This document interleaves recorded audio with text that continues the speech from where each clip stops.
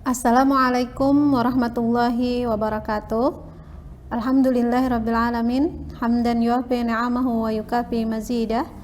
Ya Rabbana lakal hamdu kama yanbaghi li jalali wajhikal karim wa azimi sultanik. Rabbi shrah li sadri wa yassir li amri wahlul 'uqdatam min lisani yafqahu qawli. Allahumma salli ala sayyidina Muhammad wa ala alihi wa sahbihi ajma'in. Amma ba'du. Muslimah, pemirsa TPRI Kalimantan Selatan, kita bertemu lagi dengan kajian fikih mar'ah yang pada kesempatan ini kita akan membahas tentang hukum apakah ketika misalnya seorang perempuan ingin mendapatkan warna kulit yang cerah atau yang putih, itu boleh melakukan suntik putih atau boleh melakukannya dengan menggunakan suntik botox gitu. Sebelumnya kita akan membahas atau mempelajari apa itu suntik putih. Jadi apa yang dinamakan dengan suntik putih atau whitening injection. Jadi ini salah satu perawatan kecantikan yang dapat membantu atau dapat membuat kulit itu tampak lebih putih dan lebih cerah. Nah, salah satu metode ini adalah salah satu metode yang banyak dipilih oleh orang-orang karena yang pertama prosesnya cepat dan praktis, kemudian hasilnya juga segera bisa dilihat. Kemudian jadi tidak memakan berapa waktu yang lama, itu akan terlihat hasil gitu. Kemudian manfaat dari suntik putih ini salah satunya adalah merupakan salah satu bentuk perawatan untuk mencerahkan dan memutihkan kulit. Kemudian dia juga mempunyai manfaat untuk memperbaiki warna kulit yang tidak rata, atau bisa juga untuk menyamarkan flek gitu, atau bekas luka, atau kalau ada noda pada kulit. Nah, jadi dia mempunyai manfaat yang cukup beragam untuk menjadikan kulit kita lebih cerah atau lebih putih. Kemudian secara umum jenis suntik putih ini ada dua macam. Jadi bisa dilakukan hanya untuk wajah saja gitu. Jadi ini bisa dilakukan khusus untuk wajah saja.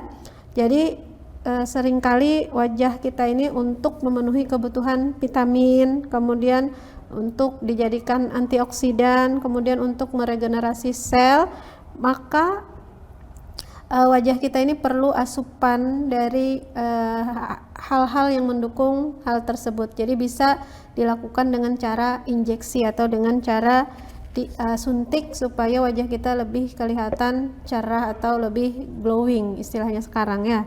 Kemudian hal ini bisa dilakukan dengan cara menyuntikkan langsung ke pembuluh darah pena, atau bisa disuntikkan melalui otot oleh beberapa tenaga medis atau tenaga kesehatan. Jadi kandungan yang ada di dalam suntik putih ini bisa membantu untuk melakukan hal tersebut.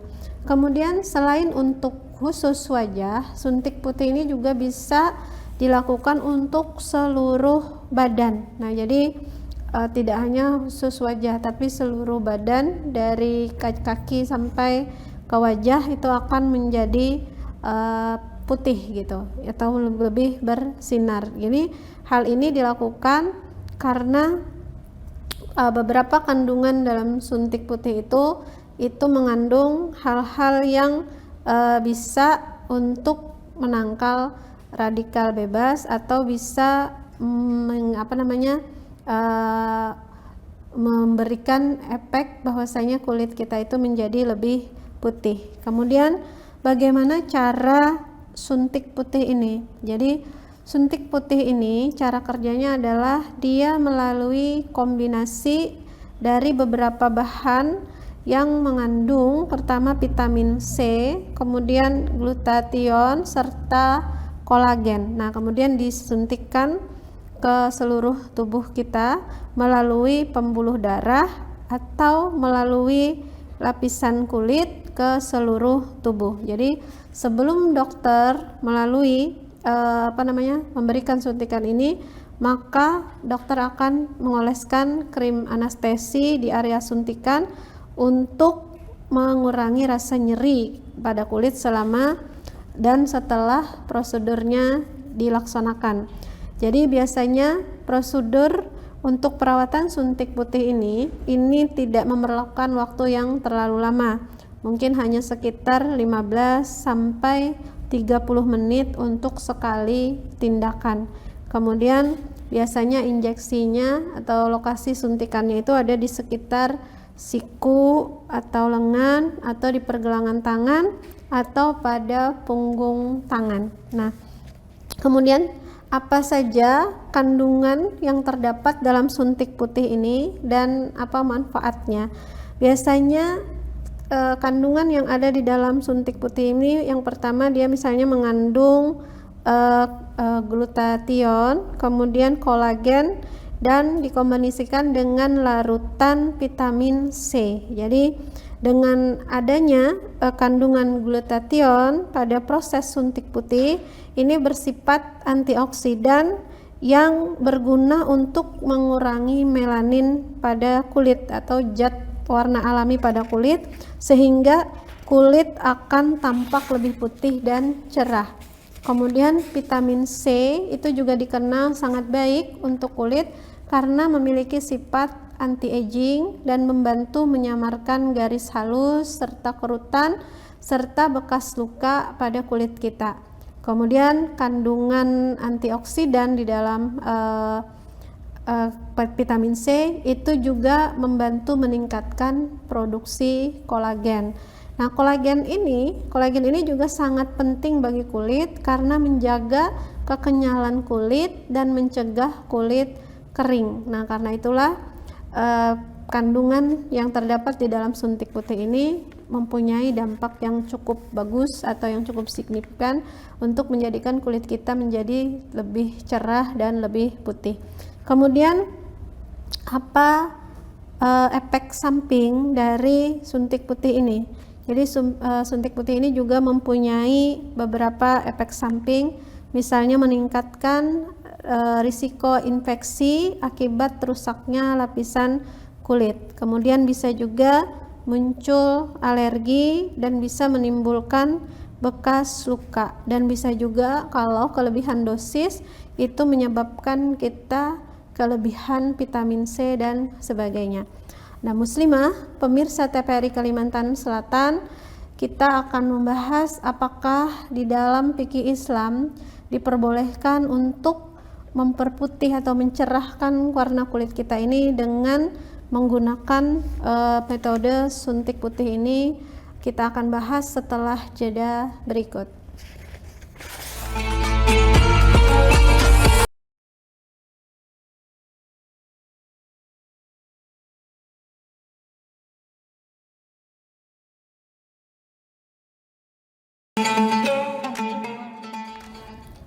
Muslimah, pemirsa TVRI Kalimantan Selatan, kita telah mengetahui tadi apa guna atau manfaat dan bagaimana proses suntik putih atau whitening injection ini dan apa resikonya bagi kulit kita. Kemudian apakah sebagai wanita muslimah kita boleh mempergunakan metode ini ketika kita menginginkan kulit kita menjadi lebih cerah? Jadi bagaimana pendapat ulama mengenai hal ini?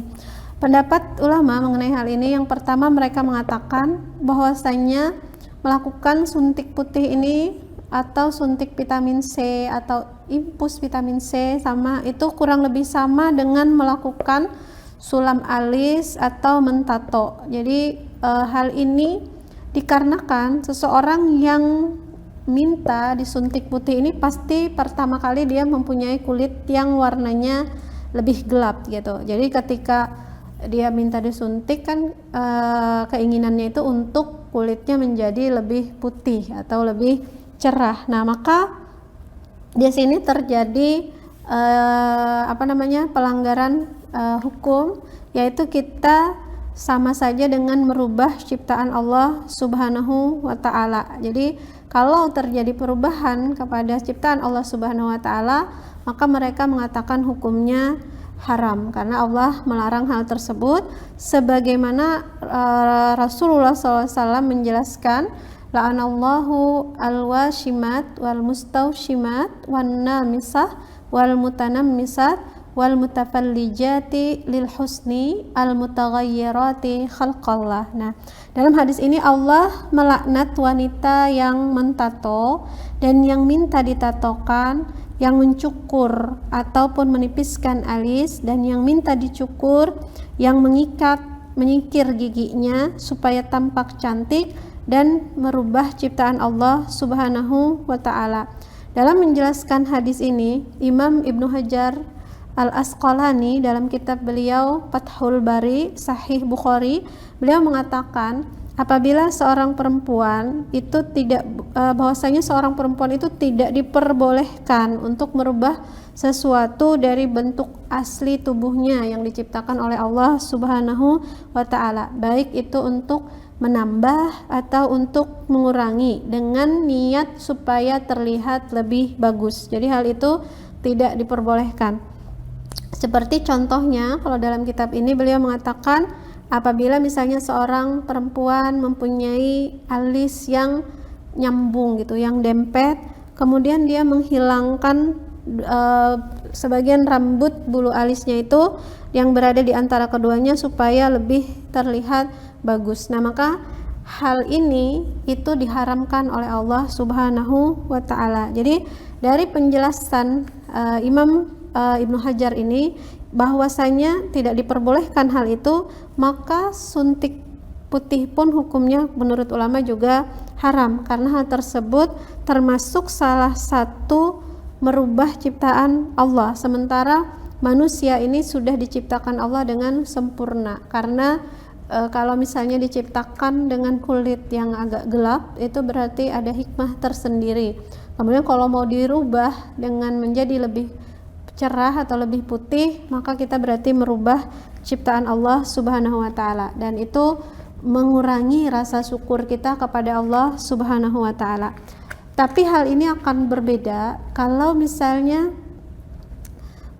putih atau cerah itu tadi itu terjadi karena ittiba, karena mengikut aja. Jadi misalnya seseorang mempunyai masalah kesehatan, kemudian dia diharuskan mengkonsumsi beberapa obat tertentu yang diantara efek dari obat tersebut itu misalnya terjadi perubahan pada warna kulitnya menjadi lebih cerah atau menjadi lebih putih. Nah, kalau seperti ini maka menurut pendapat pertama ini hukumnya tidak mengapa. Jadi kalau bukan niatnya untuk itu, tetapi kemudian bisa karena mungkin obatnya mengandung bahan-bahan tadi yang kemudian menjadikan dia kulitnya lebih bagus atau lebih putih, maka hal itu tidak mengapa karena bukan menjadi tujuan utama dan bukan merubah ciptaan Allah. Kemudian kelompok kedua, pendapat kedua dari ulama mengatakan bahwasanya suntik putih itu tidak diklaim sebagai perubahan tapi sebagai perawatan untuk memutihkan kulit. Jadi yang terjadi itu adalah kulit itu lebih cerah, jadi tidak melebihi ton kulit aslinya, tapi dia karena kencang kemudian lembab sehingga kulit itu lebih terasa kenyal, dan ini tidak perubahan tetapi mengembalikan kepada warna kulit yang aslinya atau menjadi lebih sehat atau menjadi lebih agak kelihatan lebih muda. Jadi bukan merubah tetapi mengembalikan kepada bentuk asalnya. Nah, jadi jika mereka juga mengatakan bahwasanya jika dilihat dengan proses atau prosedurnya, perawatan kulit ini tidak termasuk pada mengubah ciptaan Allah. Jadi bukan seperti operasi plastik gitu, bukan seperti operasi kecantikan yang dari luar misalnya dirubah secara sengaja untuk dijadikan putih, tetapi hanya prosesnya itu menyuntikkan cairan ke dalam tubuh Jadi tidak ada merubah bentuk apapun dari tubuh manusia. Nah, sementara yang diharamkan itu adalah ketika terjadi perubahan secara permanen dan kemudian perawatannya juga menyakitkan, misalnya seperti sulam alihis atau operasi hidung atau yang lain-lainnya. Jadi hadis Rasulullah Shallallahu Alaihi Wasallam yang berbunyi la'ana Rasulullah Shallallahu Alaihi Wasallam al-washimat wal mustausimat wal mutanammisat wal mutafallijat li husni al mutaghayyirat li halqillah, itu Rasulullah SAW melaknat wanita pembuat tato, wanita yang ditato, wanita yang mencukur alis, dan wanita yang merenggangkan diri untuk gigi untuk kecantikan dengan mengubah ciptaan Allah. Hadis ini berarti apabila tindakan tersebut berdampak pada perubahan ciptaan Allah. Imam Nawawi menjelaskan bahwasanya qauluhu sallallahu alaihi wasallam al-mutafallijatu lil husni, maknanya adalah yaf'alna dzalika talaban lil husni wa fihi isyaratun ila annal haram wal maf'ul li talabil hasan, amma law ihtajat ilaihi li ilajin aw aibin bisinni wa nahwihi fala ba'sa wallahu a'lam. Adapun pernyataan dalam hadis para pengerik gigi untuk kecantikan, maka maknanya mereka melakukan itu untuk tujuan kecantikan. Hadis ini menjadikan isyarat bahwa yang haram itu adalah bertujuan untuk mempercantik diri sampai mengubah ciptaan Allah. Adapun kalau seseorang benar-benar membutuhkannya untuk alasan pengobatan atau aib yang tidak semestinya pada umurnya, maka semisalnya itu tidak mengapa. Wallahu a'lam. Jadi pendapat kedua ini mengatakan bahwasanya suntik putih itu bukan merubah, tapi memperbaiki kulit yang sudah tidak sehat lagi. Muslimah, pemirsa TVRI Kalimantan Selatan, kita akan membahas juga bagaimana kalau melakukan suntik botox, apakah itu juga boleh atau melanggar syariat. Kita akan bahas pendapat ulama setelah jeda berikut.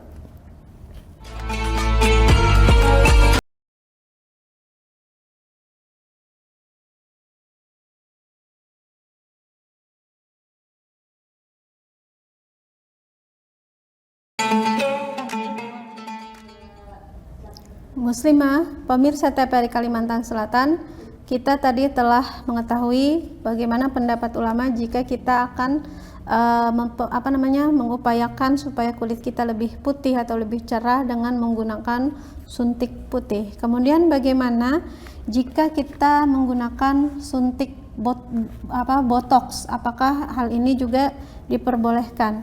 Nah, suntik botox ini dikenal untuk perawatan anti-aging atau anti penuaan.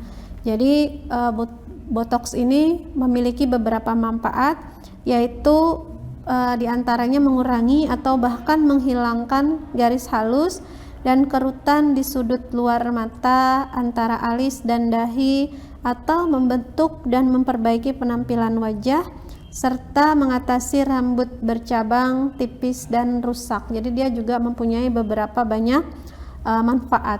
Nah, jadi botox ini adalah juga merupakan salah satu obat yang melemahkan atau melumpuhkan otot.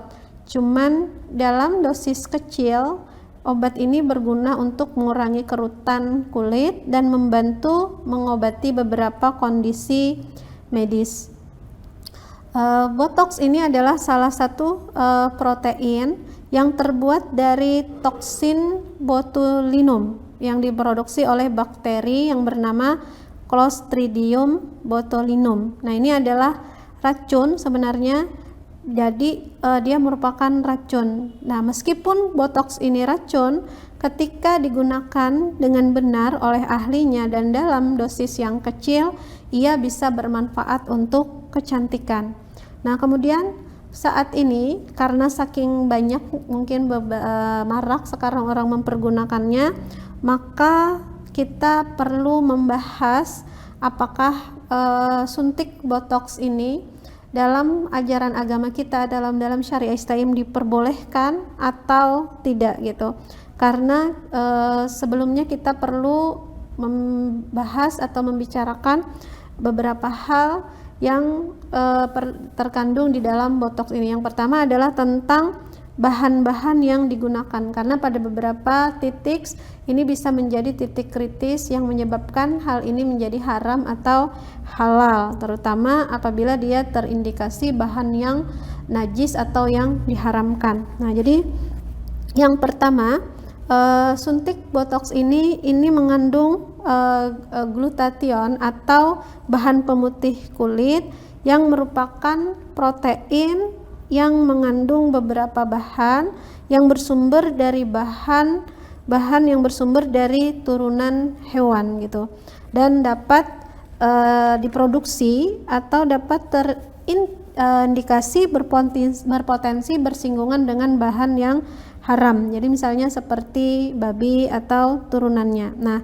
sedangkan dalam botox itu juga terdapat cairan yang mengandung toksin atau racun yang dihasilkan oleh bakteri. Nah, jadi ini juga bisa tidak toib gitu. Jadi bukan hanya tidak halal, tapi juga bisa tidak toib. Jadi dalam pembuatan botox ini terbuat dari protein yang berasal dari bakteri yang beracun. Kemudian apabila dia misalnya dicampurkan dengan makanan, dia akan menjadi sangat beracun. Namun ketika dijadikan bahan aktif, bahan ini tidak berbahaya. Nah, sementara media untuk menumbuhkan bakteri Clostridium botulinum ini dalam pembuatannya dia bisa saja mempergunakan media mikrobiologi. Nah, titik kritisnya adalah terjadi apabila sumber nitrogen untuk menumbuhkan bakteri ini, medianya itu diharuskan berasal dari ekstrak daging. Nah, apabila daging ini misalnya bukan berasal dari daging babi, maka hukumnya menjadi halal. Tetapi kalau misalnya daging ini berasal dari daging babi, maka berarti hukumnya haram gitu.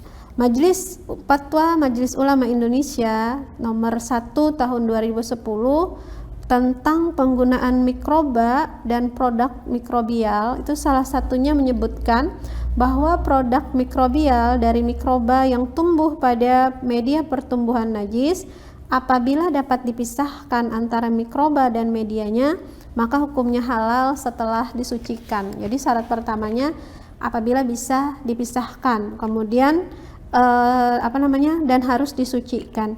Pensuciannya secara syar'i adalah melalui produksi dengan komponen air mutlak minimal 2 kulah, yaitu setara 270 liter, maka hukumnya halal.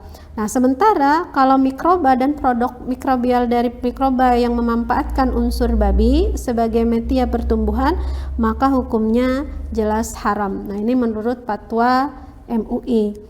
Kemudian selain itu, dalam penyuntikan botox itu juga biasanya terdapat bahan pelarut yang kemungkinan besar memiliki potensi tidak halal karena bisa berasal dari serum darah manusia atau human serum albumin. Nah, ini juga bertentangan atau tertuang dalam Fatwa MUI nomor 26 tahun 2013 tentang standar kehalalan produk kosmetika dan penggunaannya, yang menyebutkan bahwa produk kosmetika yang mengandung bahan yang dibuat dengan menggunakan mikroba hasil rekayasa genetika yang mengandung gen babi atau gen manusia, maka hukumnya haram. Nah, jadi kalau ada hal-hal di atas ini tadi, maka suntik botox itu hukumnya haram.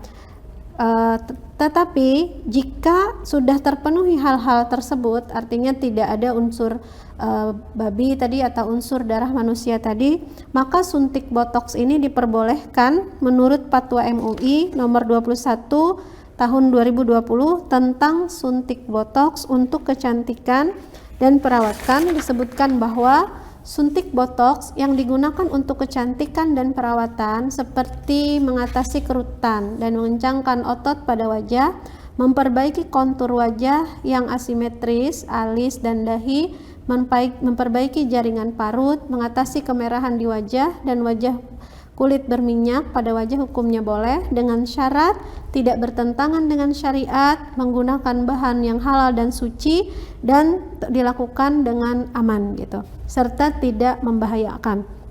Adapun kalau terjadi bahaya atau tadlis atau ketergantungan atau hal-hal yang diharamkan, maka hukumnya menjadi haram dengan kaidah saddan lidzari'ah. Muslimah, pemirsa TPRI Kalimantan Selatan, maka misalnya kalau kita akan melakukan suntik botox, maka tidak salahnya kalau mengkaji dulu apa yang dikandung dari injeksi tersebut, dan apabila sudah murni halal baru kita laksanakan.